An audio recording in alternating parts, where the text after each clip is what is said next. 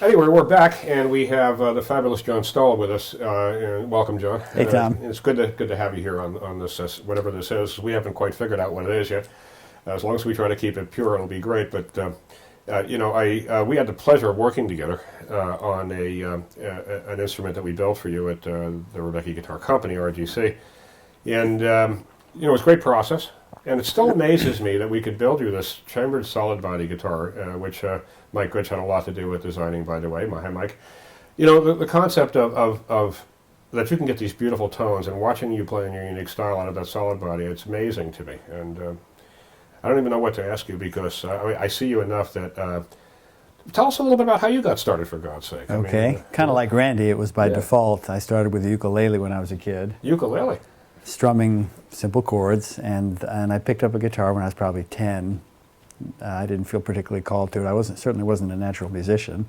Wow. And I played for a couple of years, rock songs, nothing special. I almost gave up, and then I met a few folks who were a little better than me, and I got into a small band. So initially it was rock things, and starting to play a little more and liking it more, not particularly gifted or great, but enjoying it and feeling more serious about it. And then hearing some of the earliest fusion jazz, which pulled me into jazz. Probably a lot of guys our age, hearing things like Weather Report or Miles Davis's Bitches Brew or In a Silent Way, groups that had a jazz harmonic vocabulary with rock sounds and rock energy pulled a lot of us in. So that's what got me started. And I got a late start in terms of really studying jazz, probably 20 or 21. Really? Late, wow. Yeah. But I had two good private teachers in Connecticut where I grew up, John Mehegan, who had been on the scene as a piano player, and they maybe not quite at the beginning of the bebop era, but certainly by the early 50s, and he knew a lot of the folks, including Bill Evans. And when I met him, he moved out of Connecticut, where I grew up, so I sat in with him at a little weekend gig that he had, and the occasional theory lesson, but just playing every weekend with him, just playing standards with a bassist, and not even telling me the song he was going to play. He would just start, and I would try to figure out enough of the key centers that I could play something that wasn't a total embarrassment. I'm sure if I heard it now, I would probably not be too thrilled with what it sounded like, but he knew I was serious. I didn't take any money. I was just happy to be there playing with him, so I started to learn some songs. And my guitar teacher was an unsung hero in that part of Connecticut. He chose not to travel. He unfortunately died young in his 40s, but was very well regarded around there. A guy named, whoops, oh well. We'll just leave that in. It's one of the squirrels There we at go. the Happy Squirrel Studios. Like I was saying, thank you, Maud. Like I was saying, my guitar teacher was a great unsung hero that some people do know about because he played with some of them, a man named Link Chamberlain. And I met Dave Liebman, who has gone on to have a great career in jazz because he played with Link when I was studying with Link. Oh, okay. And so Link certainly was well regarded in Connecticut and among some of the New York players. So between John Mehegan and Link Chamberlain, that got me a foundation. And I studied pretty seriously with Link for a couple of years and then played those gigs with John and took the odd lesson. That got me started in a way to try to be a serious young jazz player. But I got a late start for someone who wanted to have professional aspirations. Well, it surprises me, because when you're kind of a guitar player's guitar player, your unique style, you play like a piano, for God's sake. I watch these incredible stretches you do. Randy does a lot of those too. Yeah, and he does it in his way, and you do it in the sort of way you hold the instrument. And well, any great guitar player will incorporate those things into their thing. But I think because of the way you hold the instrument, people identify this different style. Have you always held the instrument that way? It's been 30 years of holding it that really? way. It worked its way up gradually, just because with small hands. And Randy does a little bit too. We both like pianistic voicings. He's got a chord vocabulary every bit as evolved as mine. Oh, and I think I'm a little more extreme, but Randy has the neck up at a bit of an angle for the same reason, just because it's easier on the wrist.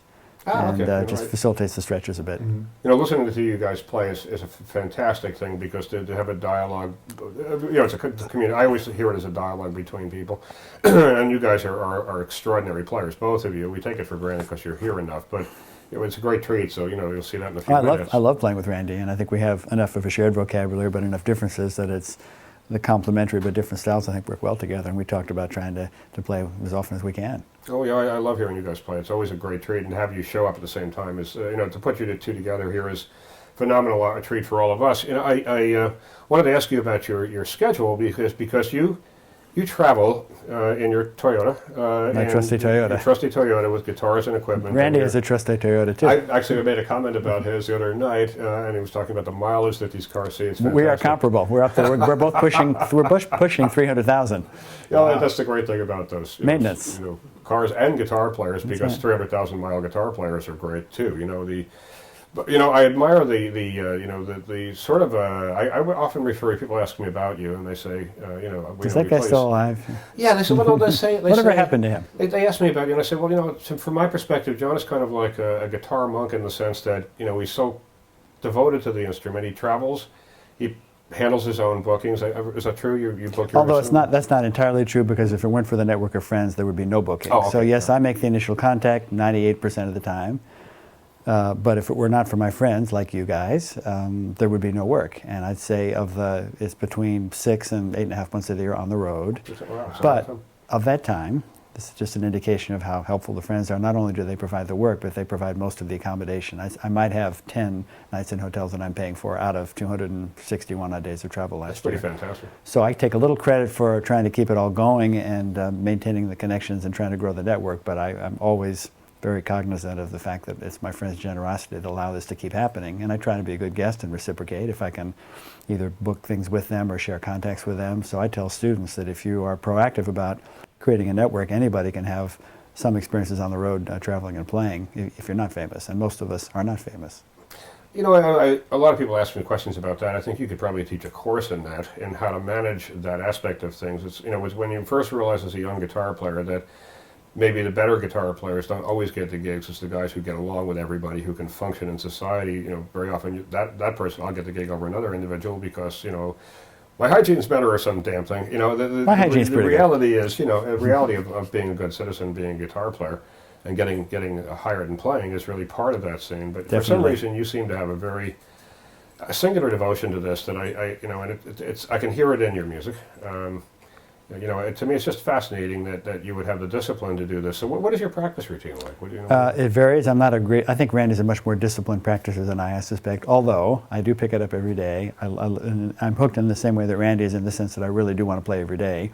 Some days might just be an hour of playing a few songs. Other days, I don't really work on sight reading at all. Randy's a much better reader than me, I'm sure. I do learn tunes. I try to compose a little bit.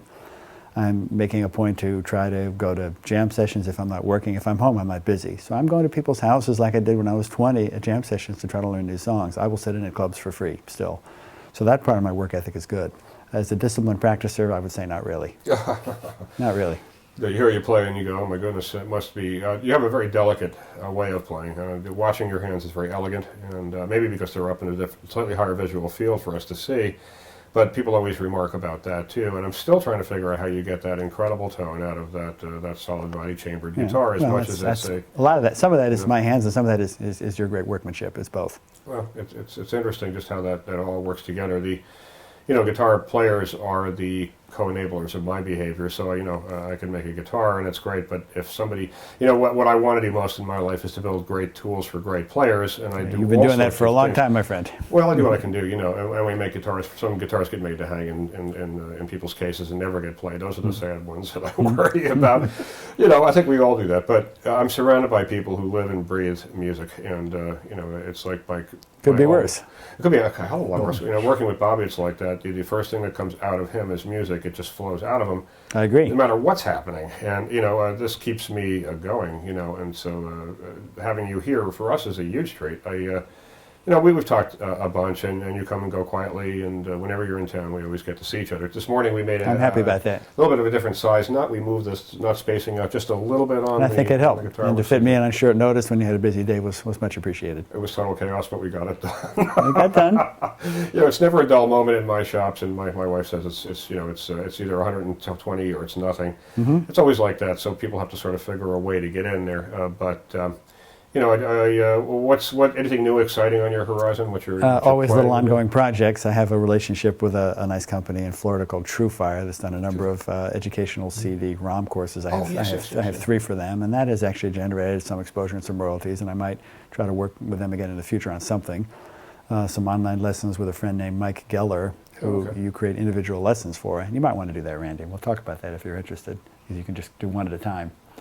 and then some things with Mel Bay. So all of that, like Randy, I tell students after you've been teaching for a while, if you choose to be a teacher, and you develop a methodology that you're comfortable with, it makes sense to create a small body of work that you can use to sell and then kind of spread your message beyond just the one-on-one situation or if you're teaching a class. So, you know, I tell students that even though none of these things generate a large revenue stream, recording on a regular basis to have a body of work, people do buy them at gigs, and then you'll get an occasional bit of royalties from downloadable sales. But people primarily these days will buy a CD as a memory of a live concert. So I'm doing usually a couple of projects here in the way of CDs, and between Mel Bay and Mike Geller and True Fire, I have some royalties coming in from the educational thing. So in that sense, my life is a bit like Randy's. I don't do as much teaching as he does at the moment, but I think we both like to play and teach, and would probably say that they reinforce each other. I would think that would be true. Do you accept private students because you're traveling Sure. so much? Oh yeah. I'm going to teach somebody tomorrow in Oregon on my way home. Oh, how cool. And I'm happy to do that. If I have a friend and I can jump off the road or I have a day off someplace, I'm happy to do it. I'd like to get into some Skype teaching. I haven't done that yet, but I have the iPad. And that sounds great. It's a real-time question. Some people do very well with that. But if I had a day off and those happen, to teach one lesson to somebody someplace else, I would be happy to do. So I'm going to explore that option soon, I think. Yeah, that's really cool. You know, that to me would be a difficult thing to juggle all of those different aspects of life, and you know, to be constantly traveling and to play as you do. I always hear you developing as a player. I always hear something new when I hear you play, and that's probably because I haven't sat in front of you for 30 years listening to everything you've played. But there's always something new, and it's true with Randy too. This to me, okay. So under the question here of what's most important is, you know, what drives you? Well, just I think the love of the craft is what keeps you engaged. Just not hoping to be famous or make lots of money doing this. You want to try to be a good human being and put out something that people enjoy that has value. And we're not teaching many people who will be pros, but we're giving people a great hobby and an intellectual discipline, social skills, mental training. So I think music is great to have in everyone's life, and if we can do that and get paid for it in the bargain, I feel it's maybe not paid so much, but enough certainly. And I feel it's a privilege. I never take that for granted ever. Sometimes it's just sitting in a corner in a little place playing jazz, not making so much money. If one person likes it and I'm getting paid and I feel like I'm playing well enough, I'm thrilled. Wow. And we're aiming for more exposure and better audiences and better money, and some of that comes sometimes. Randy and I both had our share of larger concerts and playing with people who are well known, but I think we're pretty content just as long as we feel like we have a creative life. Well, sometimes you're more well known than you think you are. In both cases, I think this is true. And the internet helps us a bit with that. The internet has helped everybody in the sense of, it's the dark side of the internet, and then there's the upside of the internet, and the upside causes the cream to rise, and it causes, also causes the dark underbelly to rise.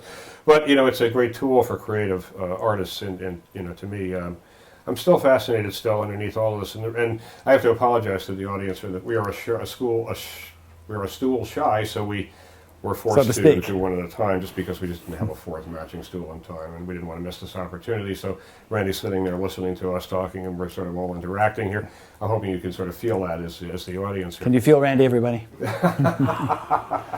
You put your leg on the radio. Just listen to the great evangelist. Put your leg on the radio, we'll heal you over the power of the airwaves, And someday that's my aspiration, But, well, you guys are going to play a little bit for us. We would love to. And, that's a huge treat, and so we're going to set you up to do that. And, I also want to thank you for the great body of work you've left, for the way you constantly just, nobody ever questions the integrity of great players like you guys. They're there to put music on the planet, and it's clearly whatever drives you, and I still have never gotten an answer that I understand. I don't understand what drives me to get up. I don't understand what drives you to get up.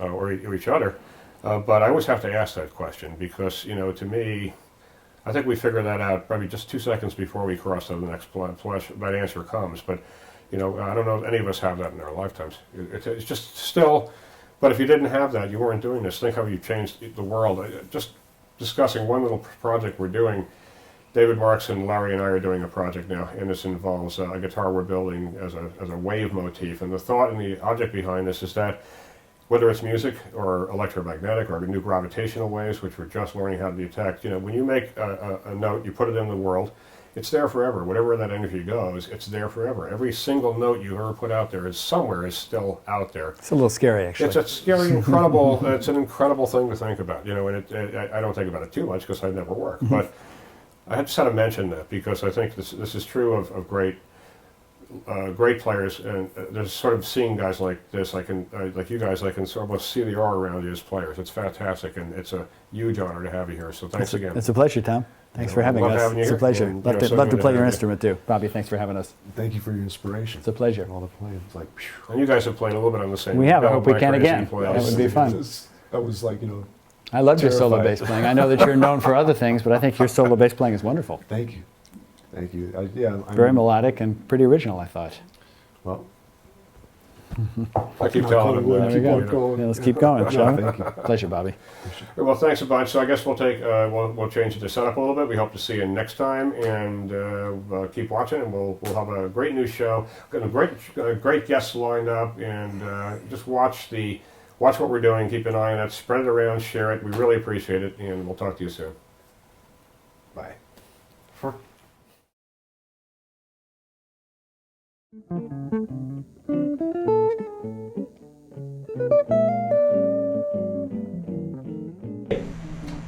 So we're going to do a treatment of Alone Together, and I just laid the suggestion on Randy to do it in a rather different way. And because it's a familiar tune, we're putting the melody at the end, but you may recognize it by the time we get to the end. And he sprung that on me, and I sprung on him the thought of trading sections rather than choruses or something like that. You mean in terms of our solo, you mean? Yeah. Let's go for it. So I'm thinking like A, or A, whichever way it goes, Okay. and B, last A. Okay. And You so can do that. You want to start? Okay. Here we go. Alone Together, everybody. 1, 2.